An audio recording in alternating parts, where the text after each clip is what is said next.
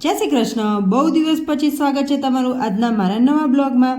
આજે આદિત્યને રજા હતી પણ વિયાનને સ્કૂલ જવાનું હતું એટલે મેં ફટાફટ સવારમાં જ એક બાજુ ચા અને એક બાજુ શાક રોટલી બનાવી દીધી। સવારમાં મહેનત કરીને શાક રોટલી બનાવી અને આ છોકરાના નખરા તો જુઓ, શાક નહોતું ખાવું, ઘી ગોળ રોટલી ખાઈને ચાલી ગયો સ્કૂલ।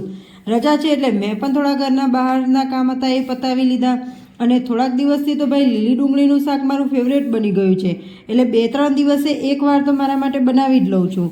અઠવાડિયાથી મશીન બગડ્યું હતું પણ રિપેર કરવાવાળો જ્યારે ઘરે આવે ને ત્યારે એને ચાલુ કરીને એમનેમ જ કંઈ રિપેર કર્યા વગર ચાલુ થઈ ગયું અને 250 રૂપિયાનો તો ભાઈ ચાંદલો થઈ ગયો વગર કામનો। આજે અચાનક કંઈ નવું ખાવાનું મન થયું તો ફટાફટ દાબેલી બનાવવાનો પ્રોગ્રામ બની ગયો। એક બાજુ મસાલા સિંગ બનાવી અને બીજી બાજુ બટાકા બાફી લીધા। ચટણી તો બધી પહેલાંથી જ ઘરમાં બનાવેલી હતી અને ફટાફટ મસ્ત ગરમ દાબેલી બનાવી લીધી અને અહીં વિયાન થોડી ભૂખ વધારે લાગી હતી એટલે મને હેરાન કરી રહ્યો હતો। આજ માટે આટલું જ છે। હવે કાલે મળીશું નવા દિવસે નવા વિડીયોની સાથે। ત્યાં સુધી જય શ્રી કૃષ્ણ।